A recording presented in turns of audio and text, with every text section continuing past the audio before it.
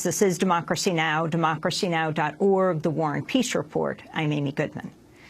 A Columbia University senior who says she was raped on campus by a fellow student has launched an unusual act of protest. Emma Solkowitz has vowed to carry a dorm room mattress with her everywhere on campus until her rapist is expelled or leaves campus on his own. Solkowitz says she was raped in her own dorm room in August of 2012. That was only the beginning. After she reported her assault to Columbia, she appeared before a disciplinary panel where she was forced to explain to a university official how the painful manner in which she'd been raped was physically possible. Then the panel found her accused assailant not responsible. 2 other students also came forward and filed complaints against the same person, accusing him of sexual violence. In one case, the alleged assailant was found responsible, but the charge was ultimately dismissed after he filed an appeal with the dean of his college. The dean convened a whole new hearing, which did not involve the survivor at all because she had graduated. In the second case, the university denied the woman a hearing, citing a lack of evidence. So Emma Solkowitz's alleged rapist remains on campus. As her senior thesis project this year, Emma launched the Mattress performance, Carry That Weight. She has since received a wave of support. Last Wednesday, students gathered to help Emma carry her mattress across campus to school, to all her classes. On Friday, hundreds of Columbia students and supporters rallied in front of Low Library. They wore red tape over their mouths to symbolize the harms done by Columbia's bureaucratic handling of sexual assault. Emma Solkowitz addressed the crowd. This isn't a shouting speech, but I have to shout anyway. So, thank you so much for being here. All the support I have received since beginning this endurance piece has been so overwhelming and moving that I am at a loss for words. Your emails, your thank yous, and your help carrying my mattress has shown me that we really do care. We are more determined than ever to end sexual assault on this campus, and across the nation, a movement is rising. Woo! Woo!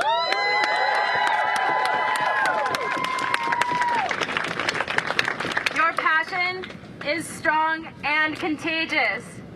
Now, more than ever, we must continue to spread sensitivity to others and a true understanding of what it means to be a survivor. This is urgent. We must show the world why this matters. In this fight to end the silence, every voice counts, and this is why I thank you all again for coming today. I believe that a survivor's greatest asset is their support, and to see you all here together is a beautiful sight. It is a reminder that we do have support because we have each other. Thank you. That was Emma Solkowitz speaking at Columbia University on Friday. She joins us now here on Democracy Now! We did invite Columbia University to join us on the program, but they didn't make any school official available. The university did, however, provide a statement to us that read in part, quote, "These matters are extremely sensitive. We don't want to deter survivors from reporting them. The university, therefore, does not comment on these matters." Emma Solkowitz, welcome to Democracy Now! Thank you for having me. This performance piece that you were doing throughout the year, talk about how you came up with this idea.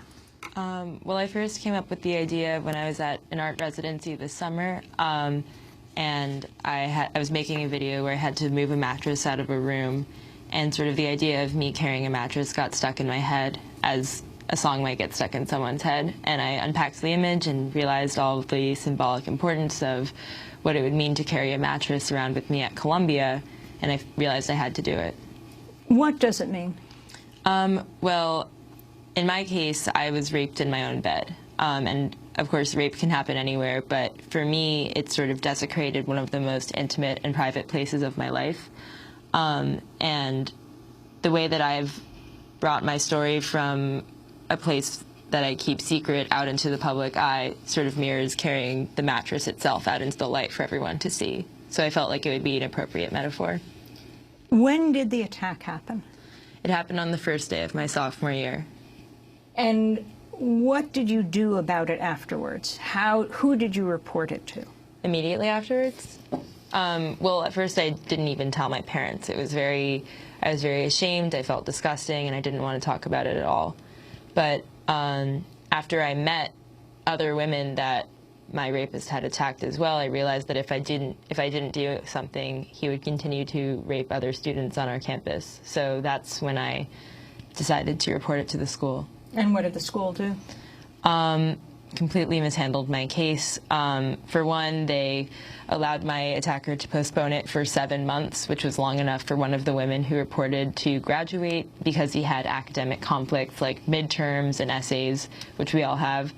One of my hearing panelists kept asking me about whether there was lubrication involved because she didn't seem to understand that anal rape could happen without it. Which of course is ridiculous because rape is forced, and that's exactly how it works, and that's why I was in pain. And she asked you to explain this in front of the panel. Yeah.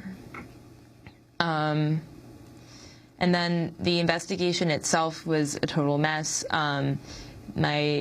The investigator didn't even include the position I was in when he raped me in the report that was ultimately given to the hearing panel because I guess she didn't think it was an important detail, even though I repeated it multiple times. The list goes on, but... And what did the panel find? They found him not guilty of assaulting me. This was 2 years ago? This was at the beginning of my junior year.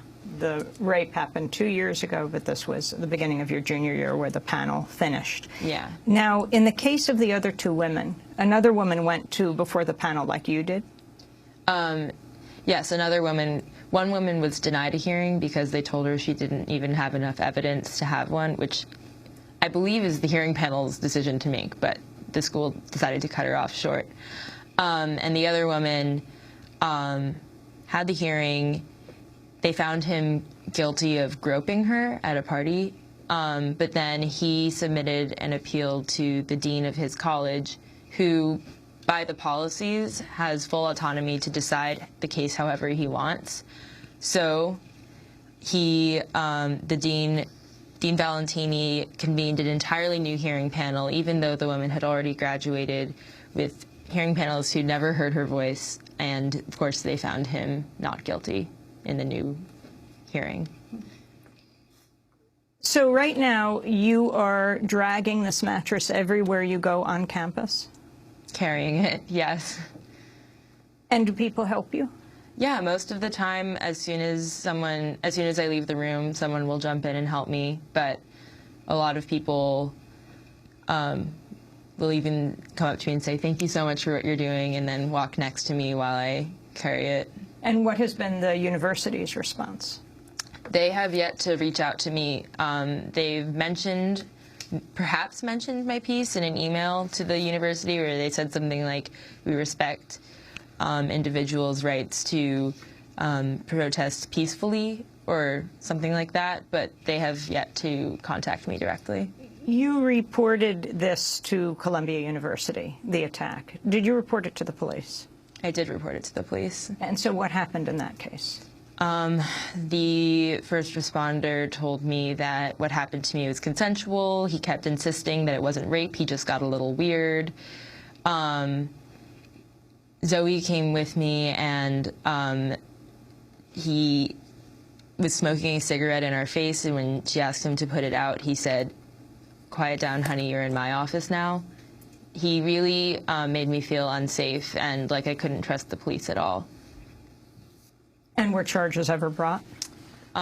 Ultimately, the district attorney's office told me that it would take about 9 months to a year for a hearing to happen, and by that point, I would have already graduated, and I have a feeling that as soon as I graduate, I'm going to want to move on with my life.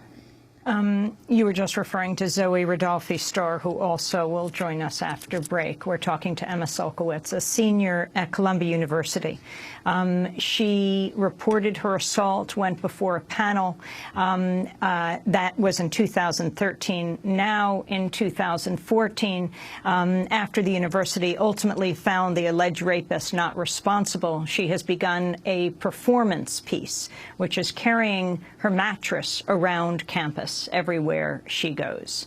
This is Democracy Now! We'll be back with Emma Sulkowicz in a moment.